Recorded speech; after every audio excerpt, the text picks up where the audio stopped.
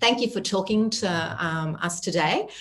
So to start off with us, Brett, could you tell us a little about yourself, the position and how the role has evolved over the last 10 years? So I'm originally from St. John's, Newfoundland.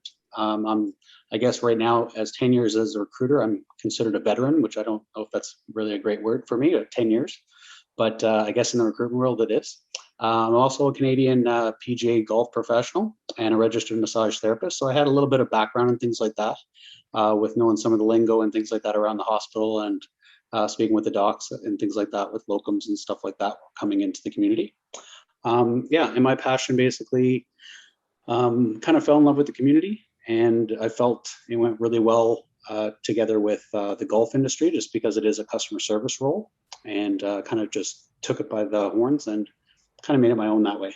If you could tell us a little bit about who you report to, what are the contracting arrangements, in particular the sort of the term of the contract, what if it's a deliverables, what are those deliverables?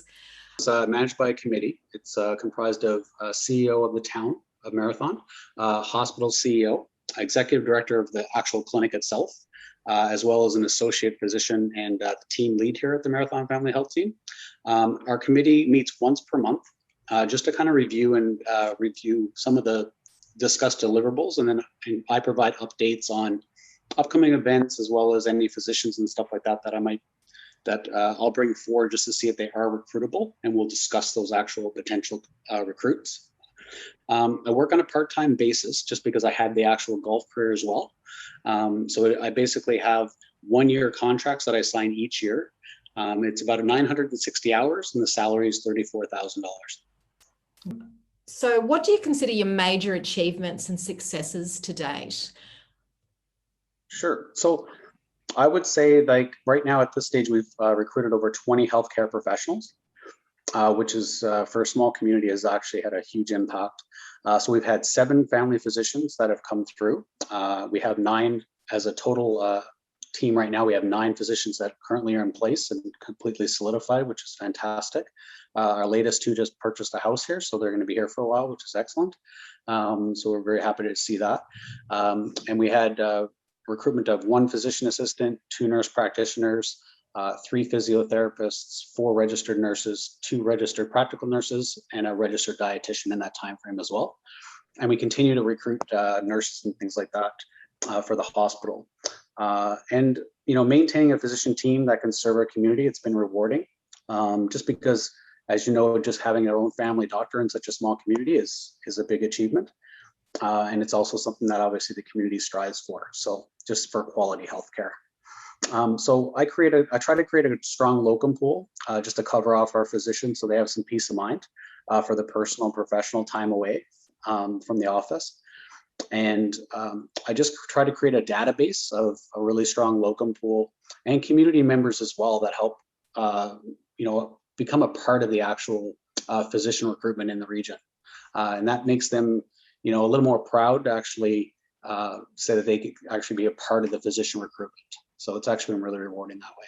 And could we just drill down a little bit on that community being involved in physician recruitment and I assume retention as well? What does that actually look like?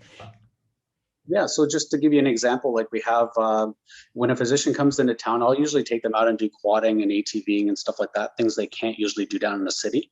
What's ATVing for the Australians? Four-wheeling. Is that good? Yeah, so yeah. Motorized four-wheeling, we'll say. So because of that, we try to introduce things that that really kind of captures the North, we'll say, or rural remote communities that they can't do in the city. Fishing excursions and things like that. So, and really just making sure they have a point of contact and they feel like they have some support while they're here. Doesn't matter what they're coming for 2 days, 3 days, or the rest of their life. So, Brett, you've spoken a little bit about attracting through a locum strategy. What are some other strategies you've used for recruiting physicians? I'm really searching through conferences, attending online conferences, as obviously with everything going on in the world right now. But I try to attend as many conferences as I can just to create an actual database and with just colleagues that can actually provide just a little bit more insight into what avenues I should actually explore to recruit, things like that. And then just targeting people through the actual resume database that they actually have. And then after that, I just basically go search in terms of, on a daily basis and send out emails daily to that database. So I try to reach out through my colleagues and use them as a resource so that we can, and then connect with those nurses and the program directors of each university and try and create that relationship with them.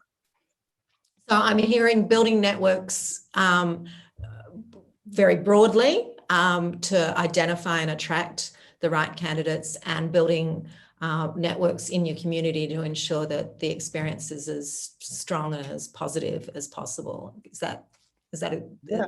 It's just that kind of family aura that you get here, and people want to be a part of the solution. And if they can help out, they want to be a part of it, and they want to actually offer some of the things that they might have that we wouldn't have access to. And they're happy to be a part of it. They're proud to be a part of it. And like you just said, that there's kind of like those local resources, but it's definitely a different animal than recruiting, say, in a city and things like that. Mm-hmm. And what are your challenges that you've faced in the last 10 years? Finding a position for the spouse is definitely entertaining. We have certain things that we can offer, and there's other things we can't. So how we sell the product in terms of to the actual physician that then has a spouse that, if they're IT, fantastic, they can do it anywhere in the world. If they want to, be a lawyer or something like that, that's going to be a little bit tough because we are a smaller community. And then, in the smaller towns as well, housing is usually an issue as well. We're fortunate where the town has given us a couple of houses for recruitment purposes. We have 2 homes like that. But once they're full, they get it for 2 years when they first sign on. They get that as a recruitment package. It's difficult then after that, especially if we need a third and a fourth, say, physician. Luckily, we don't at this stage. But if we did, then we're looking for another residence, and then you're looking at extra cost and things like that. And not everybody, as you know, has a different opinion on what is suitable living. And we're fortunate that we have two great houses that way, which is great, because if we have 2 locums in, they can literally just go around the corner and meet each other and hang out. So it's very, very convenient, and it's on one of the, we'll say, higher end streets in Marathon. So the houses are a little bit more updated. So finding that third locum house, we just want to make sure it's comparable to what they're getting, because the word of mouth on that is huge for us. Because if I give someone a hotel room and the other 2 get a fantastic house, then what does it say that I'm giving them? So I have to track down the same suitable accommodation so it's comparable. Right. And does the community help you with that? Yeah, I would say yes, because a lot of times when I'm reaching out for that third, sometimes fourth, because in the summer and stuff like that, when you have 4 docs off and you need 4 locums that come in, we do have a lot of locals that actually own cabins. So they'll actually leave sometimes. They'll go, well, I'm gone for 2 weeks, so if you want to use my house, you can use my house, which is fantastic. So, we obviously we pay them for it, but at least they're open to allowing us to use it. Okay, great. Thanks, Brett.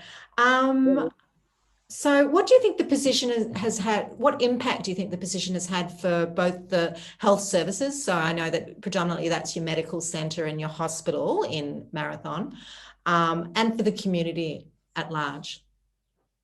Yeah, so obviously with more healthcare workers and access to quality healthcare, obviously it's had a positive impact. A lot of positive comments, and I think just feelings overall of just general decrease in anxiety, just knowing that they can always phone the clinic, book an actual appointment with their family physician. And again, too, even if their family physician is away, they know they're going to be looked after by an actual locum. So I think that kind of sense of calm has really, because I know there was a lot of panic when the 3 left at the same time. Definitely a decrease in anxiety, and definitely the quality of healthcare improves, because we were only actually going to recruit for 7 and we ended up recruiting 9, which allowed obviously our team to be able to have a little bit more increase in work lifestyle balance, but then of course be able to cover practices and actually offer more services. If we ask them what about return on investment for their funding in the last 10 years, what would they, what would you think they'd assess it as? From what I'm hearing, it's mostly that, we're taking care of not only just their workers, but they become their own family as well within those organizations. So their impact, the actual positive impact internally, again, goes back to the peace of mind. Economically, basically the cost benefit kind of contributes to the industry and local retail with the real estate, and getting well-paid professionals settled into the community. Just having that additional too. Obviously, they're spending a little bit more money. They actually bought real estate, actually housing. They're paying taxes now. So from a town perspective, of course, they see it as a revenue generator as well. And then, of course, local business and things like that, because they're shopping here locally.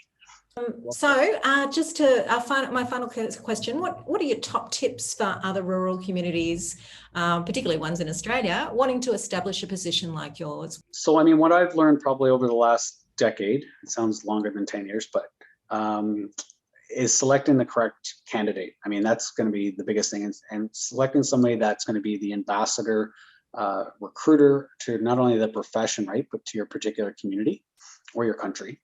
And establish as many contacts professionally and as local as you can.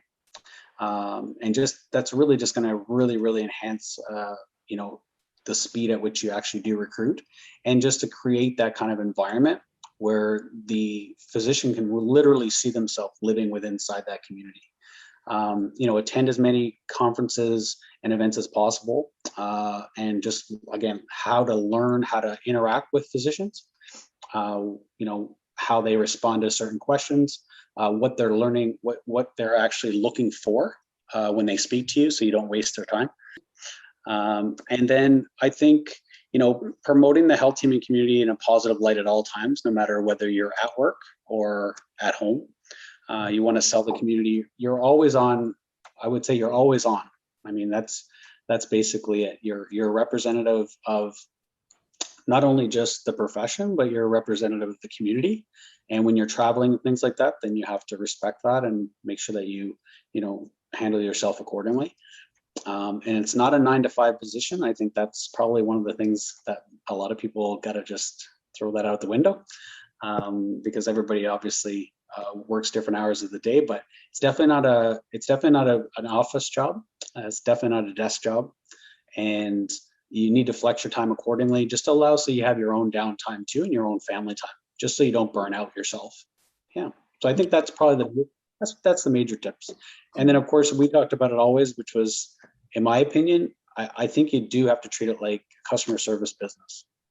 Yeah. Okay. All right. Thank you so much, Brett. We really appreciate your insights today. I hope to speak to you more as this project rolls out. Thank you very much for having me. I hope that it helped, and have a great night. Thank you so much.